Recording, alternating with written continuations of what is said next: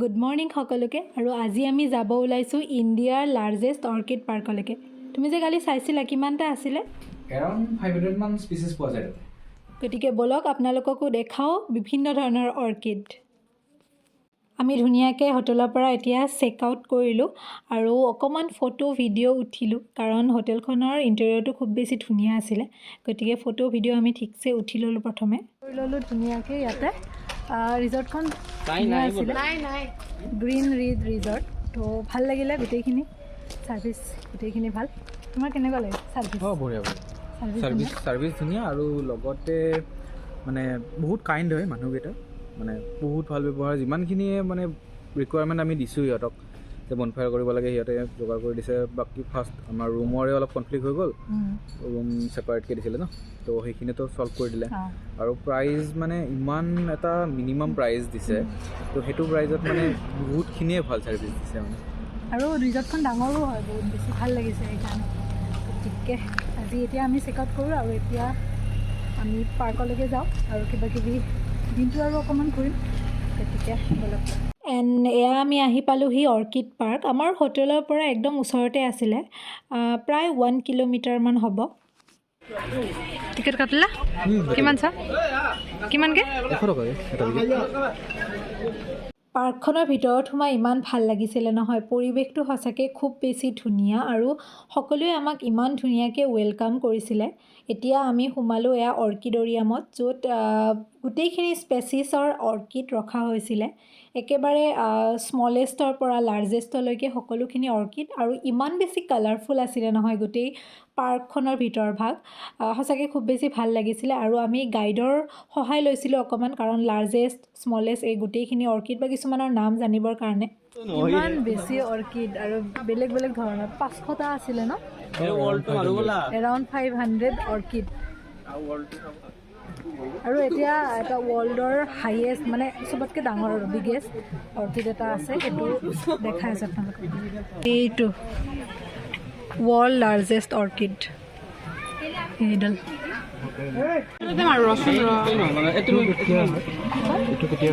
এইটো 10 বছৰ হৈছে। 10 বছৰ হৈছে আৰু 7-8 বছৰমান লাগিব, মানে 18-19 বছৰমান লাগে টোটেল। এইটো আমাৰ ইণ্ডোনেছিয়াৰ হয়, অসমৰ নহয়। এইটো ৰখা কাৰণ আছে, আমাৰ আগলৈ মানে স্মলেষ্ট অৰ্কিডটো আছে যে, সেইকাৰণে আমি লাৰ্জেষ্ট জোপা ৰাখিছোঁ।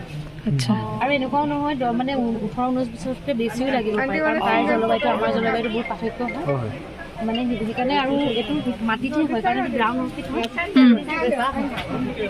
কুইন অফ অৰ্কিড বুলিও কোৱা হয়। অৰ্কিডৰ কি কালাৰ হয়? কালাৰ এইটো য়েল্লো কালাৰ। আচ্ছা।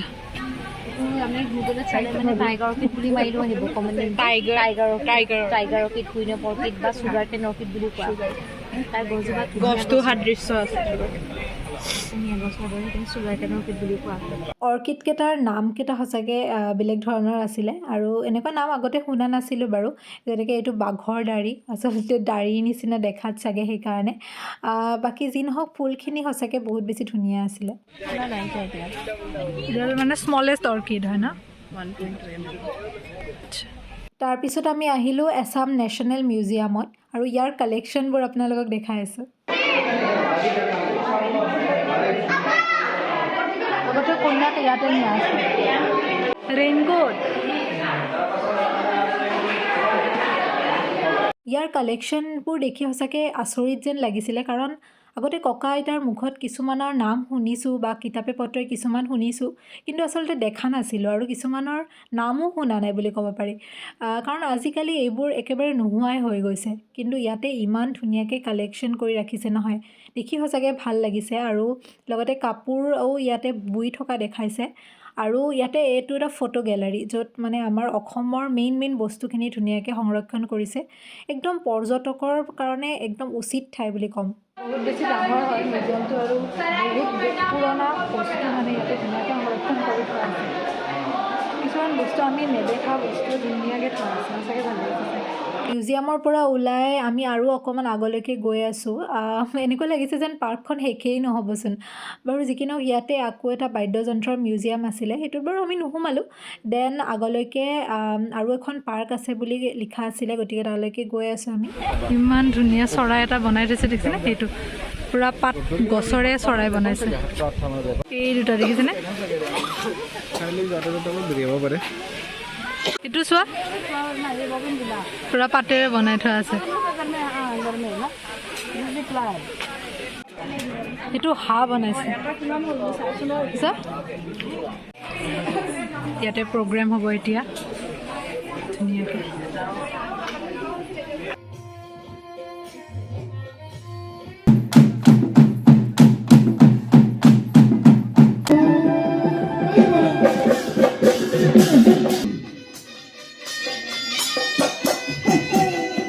ইয়াতে এতিয়া আহিছোঁ আমি কেকটাছ পাৰ্ক। ভেৰাইটি কেকটাছ আছে, বেলেগ বেলেগ নামো নাই। এয়া আমি দেখি থাকা এইটো কেকটাছটো, আমি যিটো সৰুৰ পৰা দেখি আহিছোঁ। ইমান ডাঙৰ ডাঙৰ, চবতকৈ ডাঙৰ দেখিছোঁ মই। বহুত বেছি ভেৰাইটি কেকটাছ দেখিছিলোঁ আমি। সৰুৰ পৰা যিটো কেকটাছ আমি দেখি আহিছিলোঁ নহয়, তাতকৈ বেলেগ বেলেগ ধৰণৰ বহুত আছিলে। চাওক, আবু টেঙা, জতা, এয়া আঁঠু ভঙা, অশ্বগন্ধা, অনন্তমূল, ৱেলকাম লিখিছে গছৰে।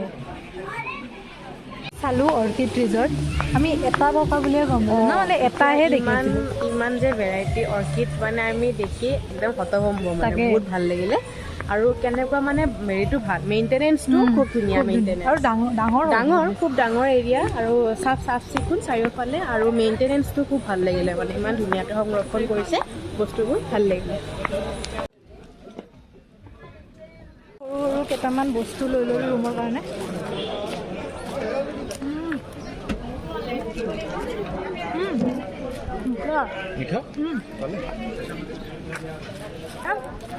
মেগনেট, ফ্ৰিজ মেগনেট লৈ ল'লোঁ ধুনীয়া ধুনীয়া। আৰু গড় কিবা কিবি ল'ম ঘৰৰ কাৰণে, ৰুমৰ কাৰণে। দামটো কম, ধুনীয়া।